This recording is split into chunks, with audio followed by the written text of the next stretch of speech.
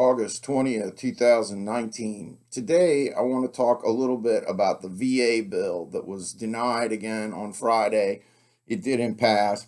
Republicans in the Senate, as well as a number of Democrats, tried to reach a plan, a bipartisan plan to help the VA, basically to allow more access to private physicians by veterans. So you wouldn't, I had a friend who had cancer out in Wyoming.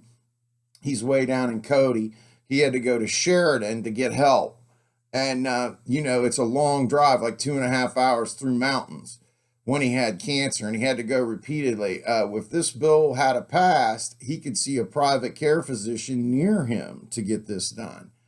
And what happened was a number of Democrats and GOP leaders of the House came up with a bill to get that passed.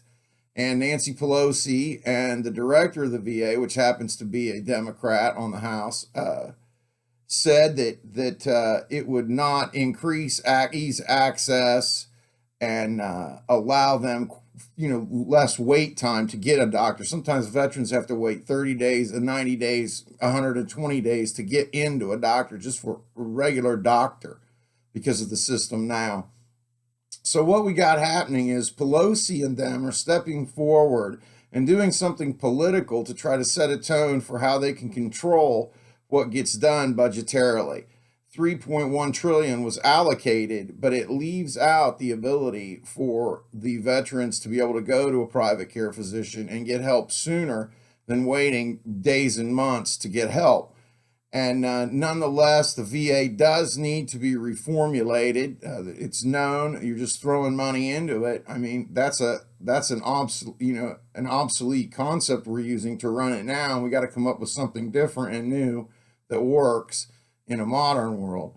And allowing veterans to go to private care people only makes sense. So as we go, we see Democrats using politics to send a message to Trump, because that's who he is, Don Trump.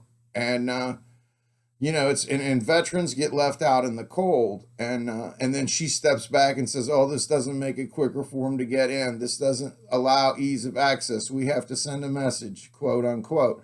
Well, the message she's sending to me is we're in a 19-year war. 19 years. And I have many friends who are veterans. Many of them are already gone now to the next, moved on to the next plane. But the reality is our country is dependent on the military a priori, first, as a priority, first, all the way. So nonetheless, this is still the United States, and it's up to us to try to stay free here and keep others free in other places. And we're dependent on our veterans. It's the core of our society. It always has been. These VA bills need to pass. And the reality becomes that, as I always say, it's about helping people. And in this case, it's veterans. And hopefully a side bill is going to be passed to at least allow them access to private care physicians faster, so things are better for their lives. I hope y'all have a good day. Peace out, y'all.